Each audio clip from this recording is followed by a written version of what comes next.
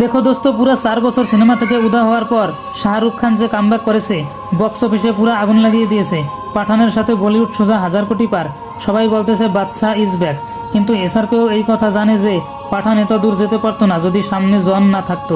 ধুম হোক বা পাঠান, বলিউডের সব থেকে আইকনিক ভিলেন শুধু এক নাম। কি মনে হয় আপনার যে পাঠানকে ভয় পায়নি সে স্ত্রী টুকে ভয় পাবে? জনের মধ্যে শুধু বডি নয়, অন্য কিছুও আছে। হ্যাঁ দোস্ত, জন আব্রাহাম আসতেছে বেদা মুভি নিয়ে। কিছুক্ষণ আগে জনের বেদা মুভির ট্রেলার এসেছে। জন আব্রাহামের অ্যাক্টিং জবরদস্ত। এই মুভির কাহিনী ধর্ম ও অধর্মের লড়াইকে নিয়ে। যখন অধর্ম বেড়ে যাবে তখন জনকে অধর্মের সাথে লড়াই করতে দেখা যাবে। তামান্না ভাটিয়াকে দেখা যাবে বেদা মুভিতে। যেমন আয়ুষ্মান খুরানার আর্টিকেল 15 পাবলিকের মন জয় করে নিয়েছিল, এমনই কিছু জন ইব্রাহিম করতে চলেছে। কিন্তু সবথেকে ইন্টারেস্টিং লেগেছে ট্রেইলরের ন্যারেশন স্টাইল, যেখানে ভগবত গীতার শ্লোকের ব্যবহার করা হয়েছে। ভগবান কৃষ্ণর কথা দিয়ে মাত্র 3 মিনিটে মুভি বুঝিয়ে দেওয়া, এটা স্পেশাল। মানে জন ভাইয়ে রথ চালাবে।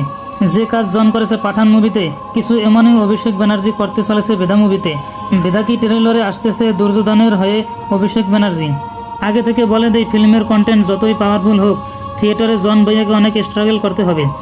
ও স্ত্রী যা খুশি তাই করতে পারে, খুঁজে ভিলেনকেও হারাতেও পারে। শ্রদ্ধা কাপুরকে হালকাভাবে নেওয়া উচিত হয়নি।